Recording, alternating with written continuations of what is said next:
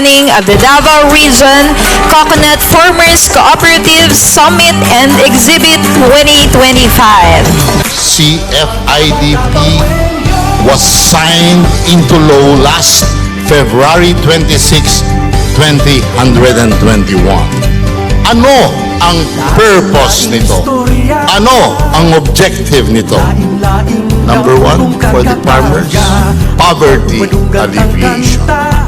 Number two, to improve the lives of the farmers. Number three, to modernize our industry.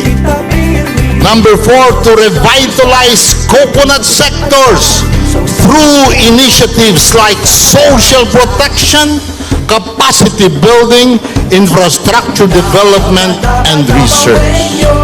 And last but not the least, I would like to include this. We have the obligation to empower our youth sectors.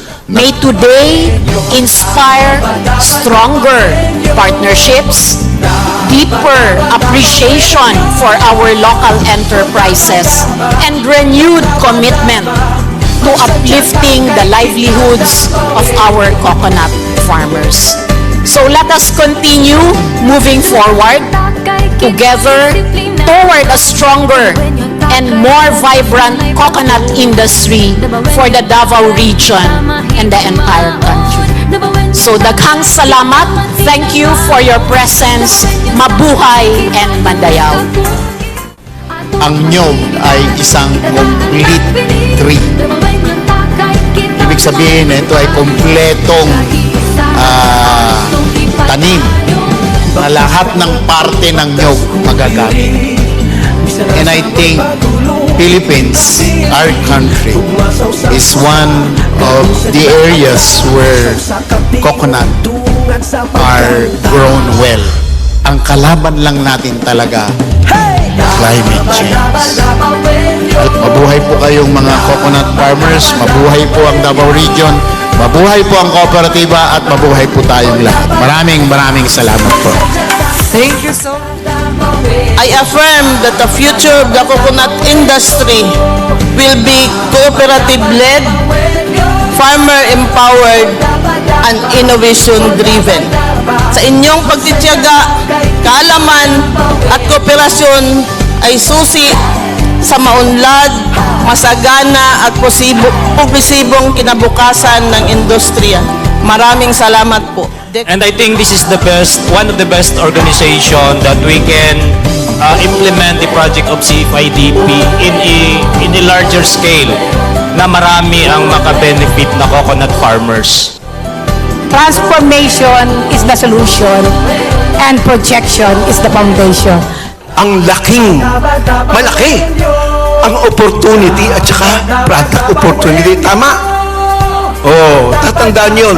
Yun ang papatunayan ko sa inyo, ang coconut, lalo na ang isang local supply, malaking-malaki ang oportunidad. So we support Filipino coconut farmers. So ngayon, pwede kayong gumawa ng powdered milk na gagamitin for coffee and for chocolate. Or pwedeng pag nagawa ng tsokolate, ilalagay natin yon sa kanin or sa palay, malagkit, yung mga kakanina natin. So, yung coconut po ang nasa gitna. Kaya tatawagin natin, ang ating mission din is to make the coconut coco-centric. Nasa gitna ng lahat ng mga produkto, nasa gitna ng mga communities, so we can be connected. Mabuhay tayong lahat! Mabuhay! Mabuhay ang magsasakang niyog! Mabuhay! Magandang gabi po. Bakas kang nagto, bakas ko diri. Isinasamad padulong, itit na diri. Pagmasaw sa pusa, garbo sa bidakan ka. Sa usakang tempo, tungan sa pagmatcha. Daba-daba-daba-wenyo, daba-daba-daba-wenyo. O daba-daba, o daba-daba, masadya kay kita daba-wenyo. Daba-daba-daba-wenyo,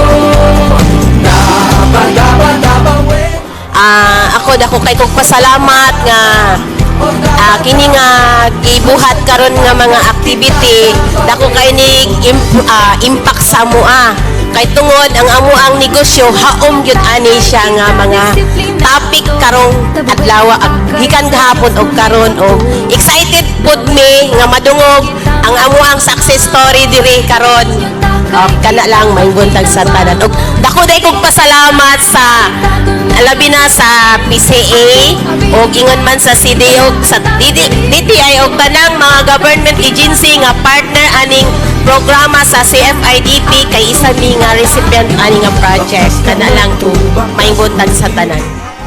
Bisa nasa magpatulong, bitbit na pirmi Umasaw sa kusa, garbo sa gidakanta Saw sa katingog, dungan sa pagkanta So, ready? Ikot ang ruleta!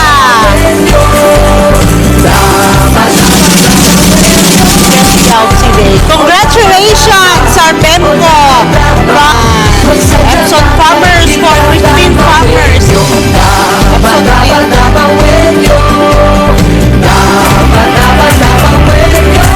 Again, please huwag niyo pong kalimutan yung mga small tips, simple tips that I gave you early on para po sa pag-process ninyo or paggawa ninyong packaging and then even your branding, maalala po ninyo siya, okay? Yung people, coconut farmers particularly, ay magkaroon ng matiwasay, mapayapa at maunlad ng pamumuhay. Maraming salamat po. So ito po yung mga items na pagtutulungan po natin together. So madami po ito. This is not gonna be for short and this is gonna be for decades to come here. And let's work together po. Maraming salamat. Ko, mag-ingay kayo, mag-ingay tayo, sama-sama tayo, tulungan natin ang isa't isa, gumawa kayo ng mga bagong industriya, bagong produkto na galing sa coconut husk dahil ang laki pong oportunidad ito.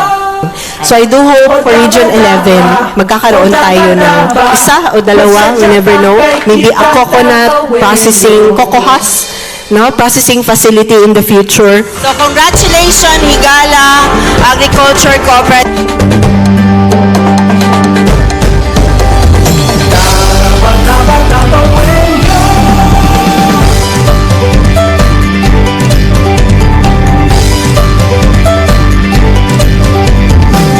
Laing-laing istorya Daghang salamat sa tanang mga farmers, coconut farmers cooperatives for your active participation.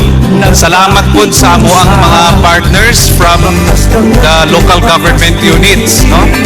Ug sa ako ang mga kaubanan sa Cooperative Development Authority, daghang salamat, active nga participation, and thank you very much for being a factor to make this summit a very successful one. Ngayong hapon, kanatong tanan.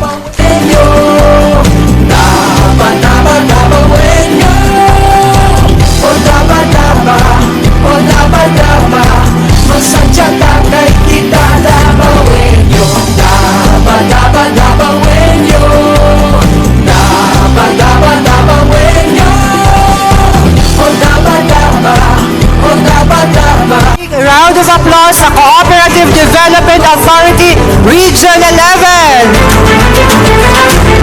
And that concludes for the Davao Region Coconut Farmers Cooperative Summit 2025. Mabuhay